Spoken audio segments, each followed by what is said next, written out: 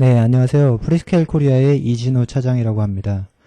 오늘 말씀드릴 내용은 ISO 261기라는 내용과 펑셔널 세이프티라는 내용에 대해서 말씀드릴 예정입니다. ISO 261기는 자동차 분야에서 현재 가장 화두가 되고 있는 이슈고요. 많은 분들이 관심을 가지고 계실 것으로 생각을 하고 있습니다. 자동차 시장에서 전자부품이 차지하는 비중이 점점 늘어나고 있습니다.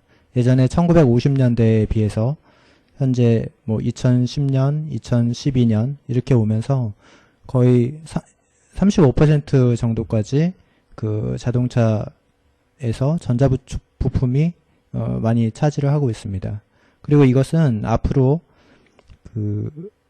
어떤 기능을 고객의 요구사항이 증가하고 자동차의 기능들이 점점 늘어나면서 계속 증가할 예정입니다. 네, 요거는 이제 자동차에 있는 어떤 네트워크 아키텍처를 그림으로 보여드린 것입니다. 그래서 보시면은 한눈에 보시기에도 많이 복잡하고, 그리고 이제 복잡한 만큼 파워도 많이 소모하게 되고요. 많은 이제 ECU들이 존재를 하고 있고, 그에 따른 또 케이블이라든지 커넥터, 어떤 무게 이런 것들이 상당히 많은 비중을 차지를 하고 있습니다. 그래서 하이엔드 세단이나 미들엔드 세단 같은 경우에는 거의 현재 60에서 80개의 ECU를 가지고 있고, 그리고 한 12,000개 이상의 전자부품을 가지고 있다고 나와 있습니다. 이에 따라서 점점 이제 시스템이 복잡해지게 되면서 어떤 기능 안전성이라는 부분이 크게 화두가 됐습니다. 그래서 기존에도 안전성이라는 부분이 없지는 않았습니다. 과거에 있던 안전성에 관한 것은 어떤 패시브 세이프티, 즉 에어백이라든지 어떤 ABS라든지 그런 부분에 대해서 주로 초점이 됐었고요. 그리고 이제는 이제 액티브 세이프티, 즉 사고가 일어나서 어떤 안전성을 추구한다기보다는 사고가 발생하기 전에 안전성을 추구하는 그런 형태로 현재 가고 있고, 앞으로는 이제 사고를 예측해서 그에 대해서 어떻게 제어를 할지 이거에 대해서 이제 또 개발이 진행이 되고 있습니다. 앞으로 이제 진행되는 방향들을 보면 크게 이제 전기차 쪽도 있을 수 있고요. 그리고 이제 엑스바이 와이어 시스템이라고 해서 현재 이제 메카니컬 부분들을 다 전기적인 부분으로 바꾸는 그런 부분들이 또 포함이 되어 있습니다. 펑셔널 세이프티의 표준을 보시면 기존에는 이제 IEC61508이라는 표준이 있었습니다. 근데 이거는 이제 인더스트리 전반에 걸친 어떤 범용 표준이라고 보실 수가 있고요. 그래서 이것만으로는 이제 자동차에 적용하기에 어떤 한계가 있다, 이런 판단이 들어서 이제 ISO 26162라는 새로운 표준이 이제 대두가 됐고, 이게 현재는 다 파이널 릴리즈가 나와서 공개가 돼 있는 그런 상태입니다. ISO 26162에서는 어떤 세이프티 레벨을 ACL이라는 레벨로 표현을 하고 있고, A, B, C, D로 구분을 하고 있습니다. 기존에 이제 IEC 61508 같은 경우에는 C라고 했고, 그때는 이제 1, 2, 3, 4로 나눠져 있었거든요. ISO 26162를 만족하기 위해서는 기존의 어떤 품질 관리 방식하고는 조금 다릅니다. 기존의 품질 관리 방식이 어떤 개발이 끝나면 테스트를 무척 강하게 해서 어떤 제품의 품질을 보증하는 그런 형태였다면, ISO 26162 같은 경우에는 어떤 개발상의 공정이라든지 현재 어떤 안전성에 관한 구조, 그리고 어떤 한 팀이 개발 초기부터 실제 양산까지 쭉 관리를 하고 어떤 개입을 해서 주도해 나가는 그런 형태로 돼야 어떤 인증이라든지 그런 것들이 가능합니다. 이거는 이제 ISO 26162에 대한 어떤 구조를 보여드리는 겁니다. 아까 전 장에서 파트 1부터 파트 10까지 각 표준들이 릴리즈가 됐다고 말씀드렸는데 각 표준들에서 정의하고 있는 부분들이 설명이 되어 있습니다. 그래서 보시면 파트 3부터 보시면 컨셉 단계부터 해가지고 어떤 시스템 레벨의 개발, 하드웨어 레벨의 개발, 소프트웨어 레벨의 개발, 그리고 이제 실제 프로덕션이나 오퍼레이션에 관한 모든 거에 대해서까지 표준이 다 정의가 돼 있고, 그거에 대한 어떤 매니지먼트라든지 어떤 서포팅 프로세스, 이런 그 분석이라든지 여러 측면에 대해서 다 표준이 정의가 되어 있습니다.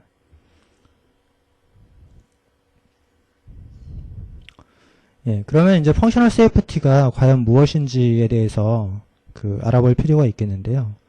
펑셔널 세이프티에서는 여러 가지 이제 용어들이 사용이 됩니다. 그래서 일단 펑셔널 세이프티는 전기 시스템의 어떤 오동작에 의해서 어떤 하자드라는 거가 발생을 하고, 그 하자드에 의해서 어떤 생기는 위험을 없애주는 그런 것들을 이제 펑셔널 세이프티라고 부르게 되고요. 여기서 보면 이제 하자드라는 말이 나오고, 이 하자드의 정의에 보면 이제 함이라는 말이 나옵니다.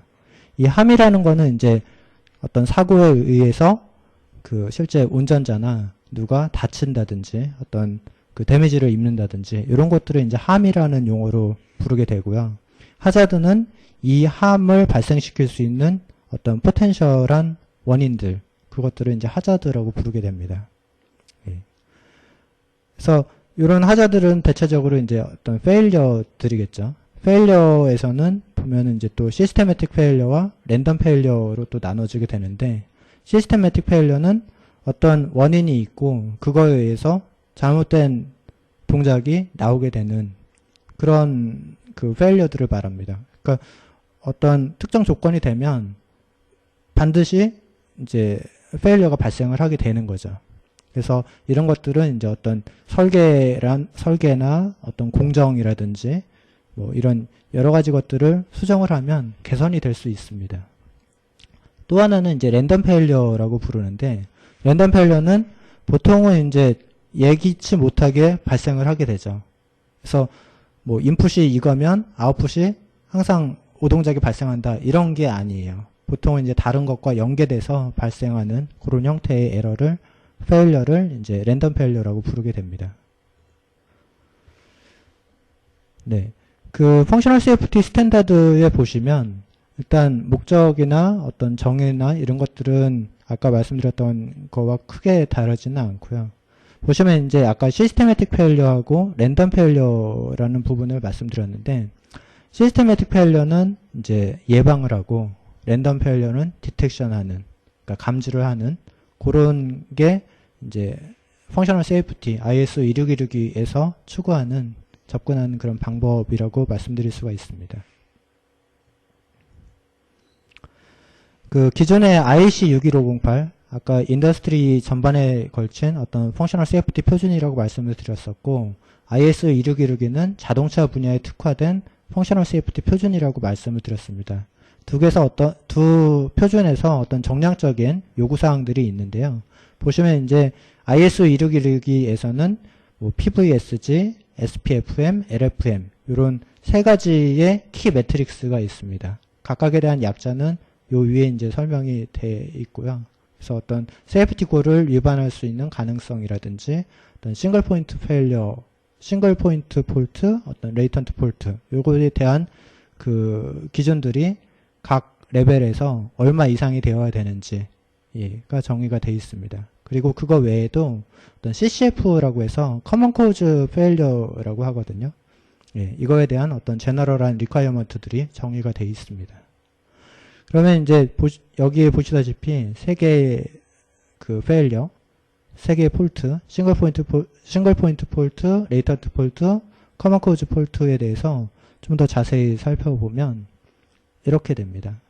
그래서 싱글 포인트 페일러는 어떤 인풋이 들어가면 그거에 의해서 어떤 잘못된 부분이 있기 때문에 반드시 잘못된 아웃풋이 나오게 됩니다. 그래서 쉽게 디텍션을 할 수가 있고 그거에 대해서 수정을 하실 수가 있습니다. 레이턴트 페일러는 뭔가 이제 문제가 잠재되어 있는 거죠. 잠재되어 있는 거이기 때문에 일반적으로는 어떤 인풋이 들어갔을 때 그 제대로 된 아웃풋이 나오게 됩니다. 그래서 이상이 없다 이렇게 판단하고 넘어가지만 어떤 특정 조건이 되면 그러면 이제 에러로 나올 수 있는 그런 것들이 되겠습니다. 가령 뭐 제품이 노후화된다는 것도 하나의 그 레이턴트 페일러가 될 수가 있고요. 그리고 어떤 특정 온도 조건이 뭐 고온에서만 발생한다든지, 예, 어떤 그런 여러 가지가 있겠죠. 그래서 이런 것들은 이제 주기적으로 그 테스트를 한다든지 이런 것들에 의해서 그 제거를 할 수밖에 없습니다. 마지막으로 이제 커먼 코즈 페일러에 대해서 살펴보면 보통은 이제 에러를 감지하기 위해서 그 두 개를 돌리게 됩니다. 어떤 리던던트 시스템을 만들게 되는데, 그래서 인풋이 들어가면 그 이쪽에서는 제대로 돼 있고 이쪽이 잘못돼 있다면 두 개의 아웃풋이 다르니까 이제 뭔가 문제가 있다 이렇게 판단하게 되거든요. 근데 커먼 코즈 페일러가 있는 경우에는 두 개에 똑같이 영향을 미치게 됩니다. 따라서 두 개의 문제가 있어도 아니면 어떤 외부적인 문제가 있어도 아웃풋이 똑같이 나오게 되는 거죠. 실제로는 잘못된 아웃풋이지만 판단은 이제 OK로 하게 됩니다. 이런 것들을 발생시킬 수 있는 게 이제 커먼 코즈 페일러라고 부르게 됩니다. 그래서 이거는 보통은 이제 클럭이라든지 뭐 전압이라든지, 예, 그런 것들에 의해서 주로 발생하고 온도라든지, 예, 그런 것들에 의해서 주로 발생을 하게 됩니다. 그 ISO 26162에서는 어떤 탑 레벨에서의 세이프티 리ኳ이어먼트, 즉 어떤 아까 말씀드렸던 하자드에 대한 분석, 그리고 이제 리스크 어세스먼트에 의한 그 결과에 대한 어떤 가장 상위 레벨의 리ኳ이어먼트에 대해서만 정의를 하고 있습니다. 예. 그래서 그거를 가지고서 이제 ACL 레벨을 결정하게 됩니다. 그러니까 실제 뭐 그 구현이 이거니까 얘는 뭐 ACL 얼마다 이런 식으로 판단하는 게 아니란 거죠. 그리고 이 부품은 ACL D 타겟으로 개발이 됐고 뭐는 뭐 ACL D 타겟으로 개발이 돼서 다 합치면 ACL D다 이렇게 할 수가 없습니다. 항상 그 ISO 26162는 시스템 레벨에 대해서만 이제 유효한 거죠. 예.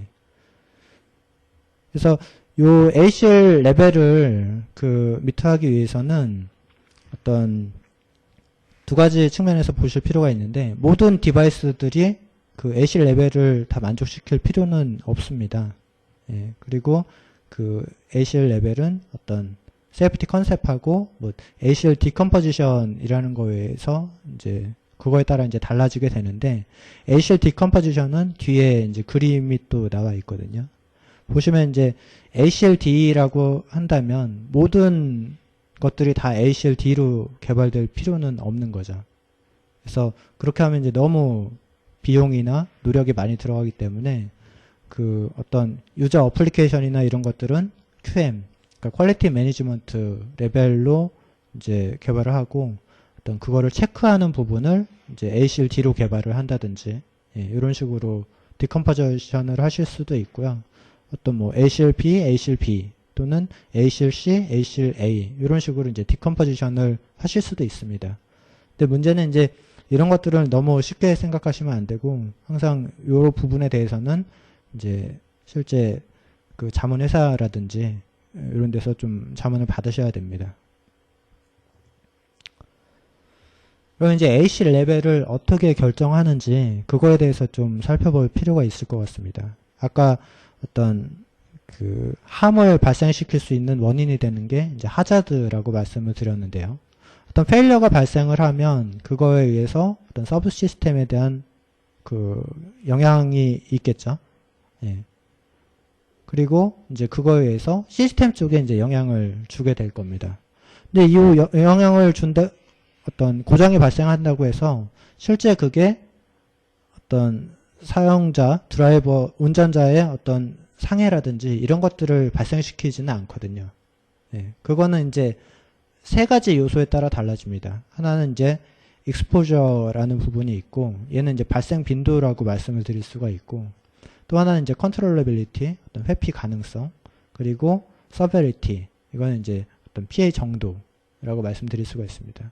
그래서 요 세 개를 봐서 실제 그 운전자에게 어떤 영향이 있겠구나, 이런 것들이 결정이 되는 거죠.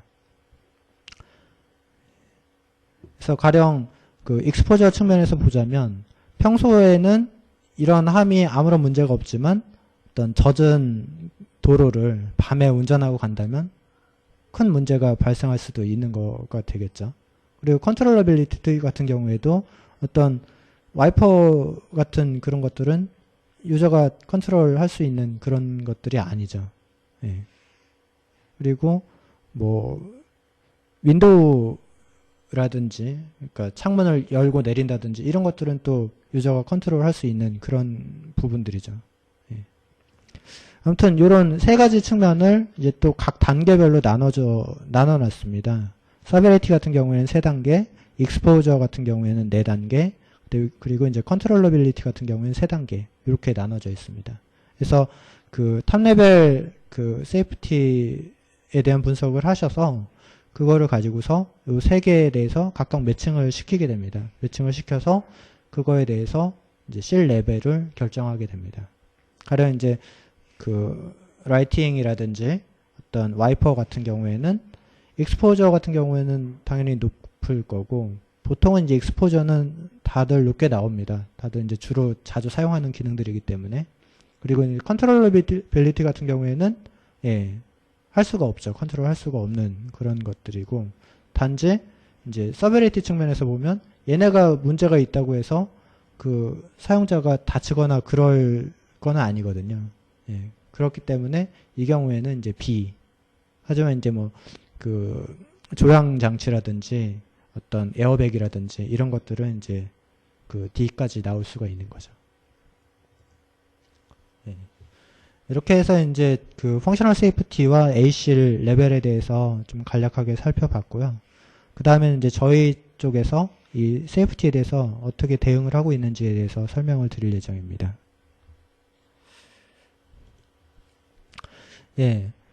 그 저희 프리스케일 반도체 회사에서는 그 세이프 어슈어라는 어떤 브랜드를 그 작년에 론치를 했습니다. 그래서 이거는 이제 그 펑셔널 세이프티에 대응하기 위한 어떤 제품에 대해서 어떤 브랜드 형식으로 붙게 되는 그런 겁니다. 그래서 이 브랜드를 도입한 이유는 이제 사용자분들께서 그 ISO 26166이나 어떤 IEC 61508 표준에 맞는 그런 이제 그 세이프티 시스템을 개발할 때 좀 더 쉽게 개발하실 수 있는 그런 틀을 제공하기 위해서 그 만들어졌고요. 보시면은 이제 그 크게 이제 3가지 프로덕트로 나눠진다고 보실 수 있고, 여기에서는 이제 그 중에 2가지만 나와 있습니다. 하나는 이제 ISO 26162에 따라서 개발된 프로덕트. 보통 이거는 이제 저희 쪽에서 그 세이프 어슈어라는 브랜드를 붙인 그런 것들입니다. 그리고 또 하나는 펑셔널 세이프티가 가능한 제품들이죠. 그거에 따라서 만들어진 건 아니지만 가능한 제품들입니다. 그래서 얘네들은 이제 공정 자체도 조금씩 다릅니다. 얘는 그 가능한 제품 같은 경우에는 그 퀄리티 같은 경우에는 이제 컴포넌트 레벨에서 그 되지만 그 펑셔널 세이프티 같은 경우에는 이제 시스템 레벨에서만 이제 가능한 그런 부분들이 있고요. 그러니까 추가적인 고려 사항들이 당연히 있습니다. 그리고 이 세이프 어슈어 프로덕트들은 그 품질이라든지 어떤 공정이라든지 이런 것들이 다 그 표준에 맞춰서 개발이 된 제품들이고, 어떤 그 저희가 제공해드리는 문서라든지 뭐 그 소프트웨어 같은 경우도 개발 공정이라든지 이런 것들이 약간씩의 차이가 있습니다. 저희 쪽에서 이제 세이프 어슈어 프로덕트 중에서 제일 처음에 나온 제품이 이제 MPC 5643L이라는 제품입니다. 이 제품을 이제 크게 4가지 측면에서 보자면, 첫 번째는 이제 세이프티 소프트웨어 그 하드웨어 부분들로 보실 수가 있습니다. 보시면 이렇게 코어가 2개 있으면서 각각의 코어, 2코어가 똑같이 돌게 되거든요. 똑같이 돌면서 만약에 두 개의 아웃풋이 다르게 되면 에러가 발생하고 그거에 의해서 어떤 MCU가 세이프 상태로 가고 외부 출력을 차단할 수 있는 그런 형태로 할 수가 있습니다. 그런 기능들이라든지 어떤 각종 세이프티 기능들, 가령 리던던시 부분들, 그리고 그 세이프티 폴트 아웃풋 같은 부분들, 그리고 각 볼테지나 템퍼러처, 뭐 클럭에 대한 모니터링 기능들, 이런 것들이 다 들어가 있는데, 이런 것들을 이제 세이프티 하드웨어라고 말할 수가 있겠죠. 또 하나는 이제 세이프티 소프트웨어라고 해서 이 제품에 대한 어떤 그 오토사 M칼이나 OS를 그 SM칼, SOS, 그러니까 세이프티 M칼, 세이프티 OS라고 해서 따로 또 개발을 하고 있습니다. 그리고 이제 어떤 코어 셀프 테스트라든지 이런 그 각종 세이프티와 관련된 소프트웨어도 이제 제공을 하고 있는 거죠. 그리고 이 세이프티 하드웨어나 소프트웨어 둘 다 그 세이프티 프로세스, 즉 ISO 26262의 ACLD 그 표준에 맞는 그 공정으로 그 개발을 하고 있습니다. 그리고 마지막으로 어떤 세이프티 매뉴얼이라든지 다이내믹 FMEDA라든지 이런 것들에 대해서 그 기술 지원이나 어떤 문서 제공이라든지 이런 것들을 또 하고 있습니다. 그래서 저희 쪽에서 이제 크게 4가지 측면으로 이제 지원을 하고 있다고 말씀드릴 수가 있고요. 이 MPC 5643L은 그 전 세계에서 처음으로 그 ISO 26262 인증을 받은 MCU입니다. 기존에 이제 다른 회사 제품 같은 경우에 그 IEC 61508 인증을 받은 제품들은 몇 개 있었지만 ISO 26262의 ACLD에 대해서 인증을 받은 제품은 이 제품이 이제 처음이고요. 올해 9월에 받았습니다. 그래서 앞으로 이제 나올 제품들도 다 그 이제 요 세이프 어슈어에 의해서 세이프 어슈어 브랜드를 달고 나올 예정입니다. 공정도 이제 2612에 맞게 그 공정이 들어갈 예정이고요. 다음으로는 이제 MCU 내에서의 어떤 세이프티 컨셉에 대해서 좀 말씀을 드리고자 합니다. 그래서 이제 그 ISO 26262 쪽에서 보면 그 SEOOC라는 말을 좀 보신 적이 있으실 거예요. 그래서 얘는 이제 Safety Element Out of Context라고 불러서 일반적으로 이제 반도체나 어떤 소프트웨어나 이런 것들을 개발할 때 저희 같은 경우에는 실제 세이프티 컨텍스트가 어떤 건지 알 수가 없습니다. 그러니까 이 타겟 어플리케이션이 어떤 세이프티 컨텍스트를 가져야 하는지 이런 것들을 이제 알 수가 없죠. 이게 뭐 EPS로 쓸 수도 있고 ABS로 쓸 수도 있고 여러 가지 어플리케이션으로 쓸 수가 있기 때문에 어떤 저희 쪽에서는 어떤 이러한 세이프티 컨텍스트를 가져야 한다. 대체적으로 이런 것들을 이제 가정을 하고서 설계를 하게 됩니다. 그래서 그거에 따라서 이제 어떤 세이프티 어널리시스라든지 뭐 컬레트럴이라든지 이런 것들이 이제 되는 거죠. 그리고 이제 실제 시스템 벤더들은 가정된 컨텍스트를 구현을 하게 되면 이제 그에 대해서 뭐 어떤 이런 부분들이 케어가 된다. 이렇게 이제 하실 수가 있는 거죠. MPC 5643L을 예로 해서 어떤 MCU에서 지원하는 세이프티 피처들이나 이런 것들을 좀 잠깐 설명드릴 필요가 있을 것 같습니다. 첫 번째는 이제 듀얼 코어 락스텝이라고 하는데, 보시면 코어가 이제 2개가 있습니다. 2개가 있고, 이제 듀얼 코어라고 해서 항상 다 락스텝 기능이 지원되는 건 아닙니다. 락스텝 기능은 아까도 말씀드렸듯이 두 코어가 동시에 똑같은 프로그램을 돌리는 그런 것들을 말하거든요. 그래서 타이밍적으로도 정확히 싱크가 돼 있는 그 상태입니다. 그래서 이 코어들이 이제 외부에 액세스를 할 때, 가령 플래시에서 인스트럭션을 패치한다든지 램에 데이터를 쓴다든지 이런 것들을 할 때 어떤 어드레스와 데이터를 가지고서 오퍼레이션을 하게 됩니다. 근데 2개의 코어가 똑같이 정상적이라면 똑같은 아웃풋이 나올 거거든요.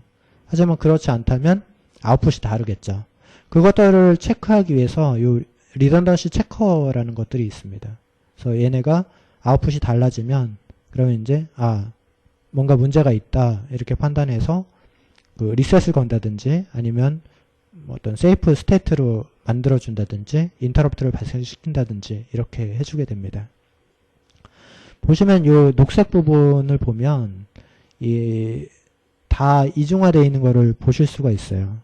그래서 지금 저희 이 칩은 코어만 이제 이중화되어 있는 게 아니라 뭐 와치독 타이머라든지 뭐 타이머, 인터럽트 컨트롤러, DMA, 크로스바 스위치, 내부 버스, 어떤 아이오 브릿지 이런 것들이 다 이중화가 되어 있습니다. 그리고 이제 플래시 메모리하고 SRAM에는 ECC라는 피처가 또 들어가 있거든요. 이거는 이제 에러 커렉션 코드라고 해서 그 어떤 64비트씩 데이터를 리드하거나 라이트할 때 일시적으로 1비트나 2비트씩 이렇게 깨질 수도 있습니다. 어떤 뭐 전압이 잘못되어 있다든지 그런 식으로 해서 그런 경우에 이제 그 에러를 뭐 자동으로 수정해 준다든지 아니면은 감지를 해 준다든지 이런 것들을 해주는 기능입니다. 그래서 1비트 에러 같은 경우에는 자동으로 커렉션을 해주고 2비트 이상 에러 같은 경우에는 이제 디텍션만 가능한 그런 피처인데요. 이게 이제 적용되어 있기 때문에 그 코어가 메모리를 액세스할 때 어떤 에러가 발생하면 바로 이제 알 수가 있는 거죠. 그다음에 이 전체적인 부분에 대해서 이제 BIST라고 하는데 빌트인 셀프 테스트라는 거가 그 적용이 되어 있습니다. 그래서 리셋에서 풀리고 나서 바로 이제 하드웨어적으로 그 자체 진단이 들어가는 거죠. 들어가서 거기에서 어떤 레이턴트 폴트나 이런 것들을 찾아내실 수가 있습니다. 그리고 이제 리플리케이티드 페리페럴이라고 해서 보시면 이제 ADC라든지 PWM, e타이머 이런 것들이 이제 그리고 이제 각종 통신 포트들 이런 것들이 어떤 그 외부에 내보내거나 그 읽어드릴 때 두 개의 채널로 구성을 하실 수가 있는 거죠. 가령 그 ADC 값을 읽어드린다고 한다면 하나는 이쪽 ADC를 읽고 하나는 이쪽 ADC를 읽어서 그 값을 비교한다든지 아니면 이제 뭐 PWM도 두 개를 내보내서 그게 두 개가 똑같이 나오는지 비교해서 동작을 시킨다든지 이런 것들도 이제 가능합니다. 또 하나는 이제 FCCU라고 해서 폴트 컨트롤 앤 컬렉션 컨트롤 유닛이라는 게 있습니다. 폴트 컬렉션 앤 컨트롤 유닛이라고 하는데 어떤 폴트가 발생했을 때 기존의 방식이라고 한다면 그 폴트에 대한 인터럽트가 뜨고 그거에 대해서 코어가 이제 처리를 해주는 그런 형태거든요. 근데 그렇게 하다 보면 이제 그 좀 늦습니다. 그 폴트가 발생을 한 시점이 가령 이 시점이라고 한다면 인터럽트가 떠가지고 코어가 알아채기까지는 좀 더 많은 시간이 필요합니다. 왜냐면 인터럽트가 뜰 때는 어떤 기존의 정보를 스택에다 저장을 하는 그런 과정들이 필요하거든요. 그래서 그때 처리를 하게 되면 잘못하면 이제 늦을 수가 있는 거죠. 그래서 그 폴트가 뜨는 시점에 바로 외부의 아웃풋을 차단한다든지 아니면 외부 쪽으로 지금 폴트 상태라는 걸 알려줄 필요가 있거든요. 그런 것들을 이제 이 FCCU에서 담당을 하고 있습니다. 그래서 길이 두 개가 있다고 보시면 되는 거죠. 인터럽트 쪽으로 가는 길도 있고 FCCU를 통한 그 처리를 그러니까 별도로 하실 수 있는 그런 패스가 있다고 보시면 됩니다.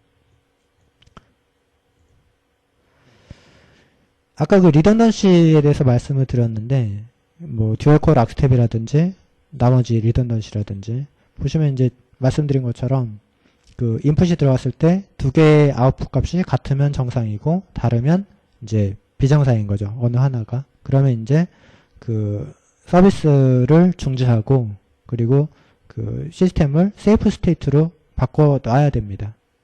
예. 근데 이제 요렇게 하면 이제 대부분의 폴트나 이런 것들이 감지가 되고 뭐 그 처리를 해 주실 수가 있는데 이 방식에 대한 두 개의 좀 그 적이 있습니다. 하나가 이제 커먼 코즈 폴트하고 레이턴트 폴트 두 개죠. 아까 이제 다 말씀을 드렸던 내용인데 뒷장에 보시면 이제 커먼 코즈 폴트하고 레이턴트 폴트에 대해서 나와 있습니다. 아까 뭐 듀얼 코어 락스텝이라든지 어떤 ECC라든지 이런 것들은 다 싱글 포인트 페일리어에 대한 어떤 대응 방안이라고 말씀드릴 수가 있고 레이턴트 폴트에 대한 대응 방안은 이제 어떤 하드웨어 셀프 테스트가 될 수 있습니다. 그래서 저희 이제 MPC 5643L에는 이게 이제 처음에 그 파워 리셋 후에 한 번만 하게 돼 있지만 앞으로 나올 디바이스들은 이제 런타임 중에서도 그 셀프 테스트를 할 수 있게 그렇게 이제 기능을 지원할 예정입니다. 커먼 코즈 페일리어 같은 경우도 보면 이제 그 커먼 코즈 페일리어가 들어갈 상태인지 그런 것들을 이제 확인을 해줘야 되거든요. 즉 어떤 클럭이라든지 파워, 온도가 그 현재 그 정상적인 범위에서 공급이 되고 있는지를 확인하고 그렇지 않으면 어떤 세이프 상태로 빠진다든지 이렇게 해주는 거죠.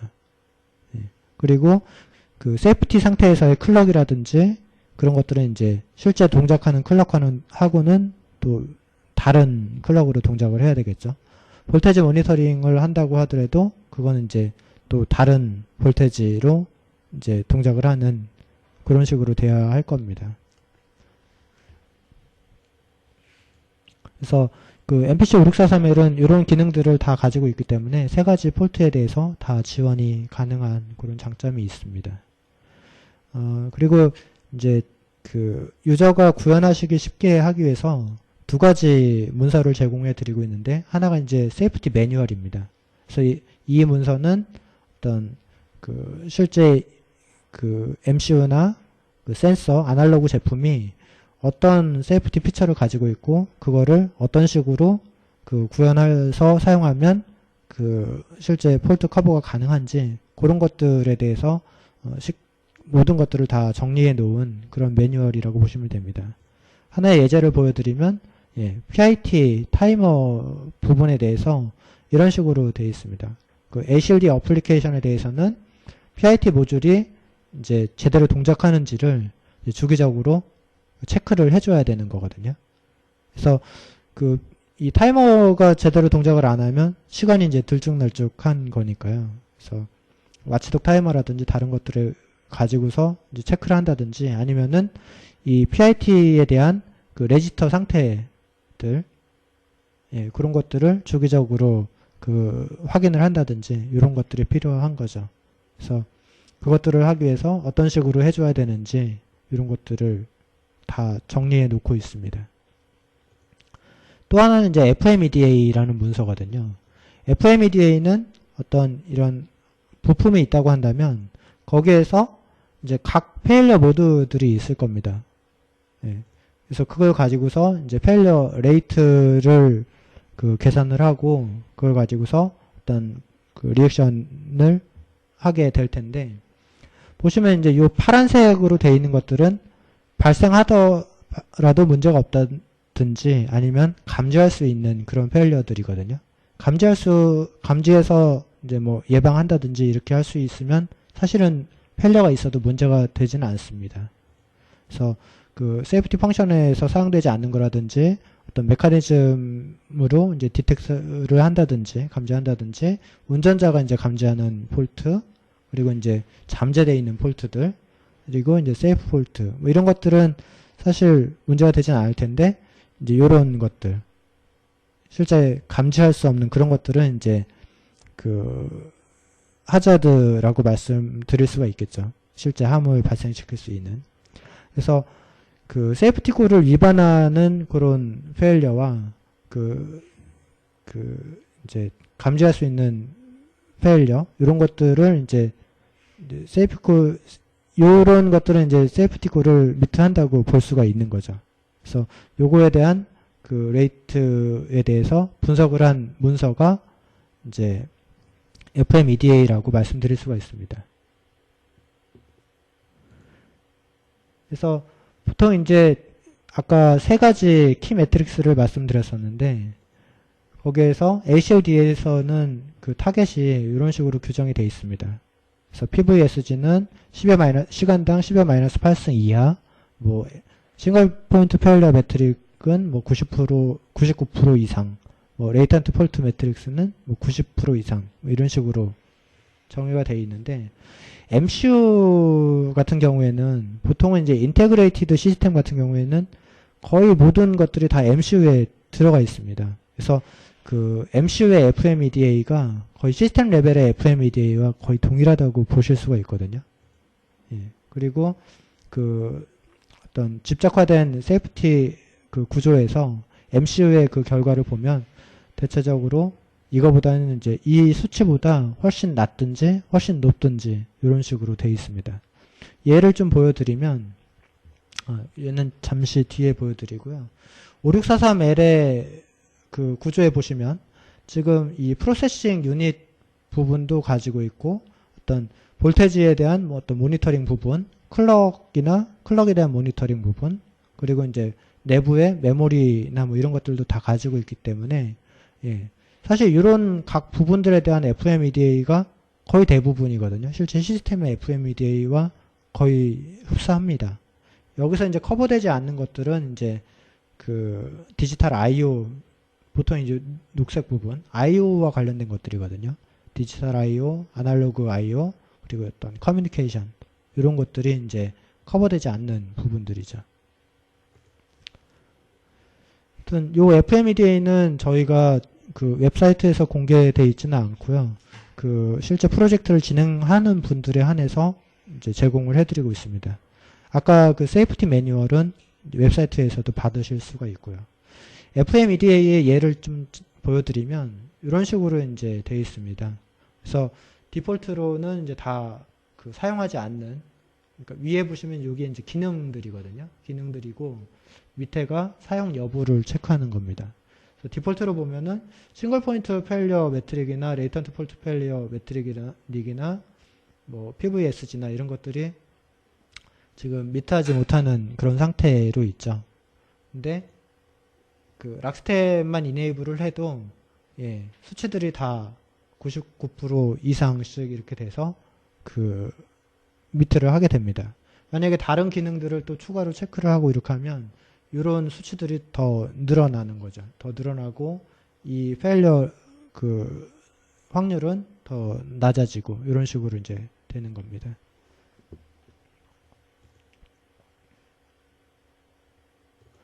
마지막으로 이제 세이프티 인터랙션에 대해서 좀 말씀드려야 될 필요가 있을 것 같습니다. 그래서 보시면 이제 ECU 안에 MCU가 있고 MCU가 이제 다른 ECU와도 연결되고 ECU 내에 다른 소자들과도 이제 또 연결이 되거든요.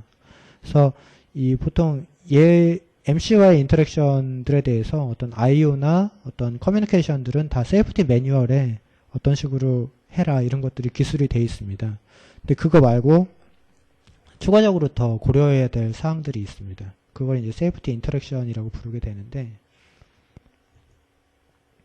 크게 보면은 이제 세 가지를 말씀드릴 수가 있습니다. 하나는 이제 그 전원 공급 부분이거든요.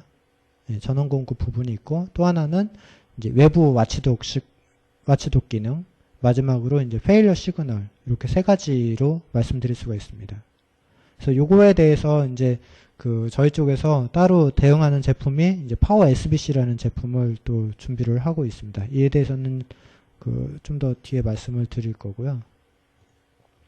먼저 이제 파워 같은 경우에는 MCU 입장에서는 파워가 제대로 공급이 되지 않으면 그러면 이제 시스템을 세이프 스테이트로 바꿔줘야 되거든요. 그래서 잘못된 동작이 그 돌지 않도록 그렇게 해줘야 됩니다. 그래서 가령 이제 파워 서플라이가 3.3V라면 그 파워에 대한 볼테지 모니터링을 계속 해줘야 되는 거죠.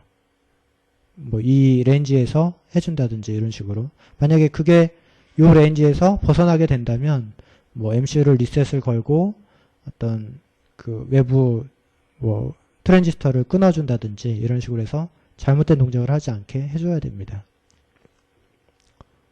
근데 요거는 MCU 혼자서는 할 수가 없죠. 왜냐하면 MCU도 공급을 받는 입장이고 그걸 가지고서 모니터링 하게 되면 커먼 코즈 페일리어가 되거든요. 똑같이 이제 에러가 있는 상태에서 감지를 하기 때문에 외부의 별도의 어떤 모니터링 부분이 필요하게 됩니다.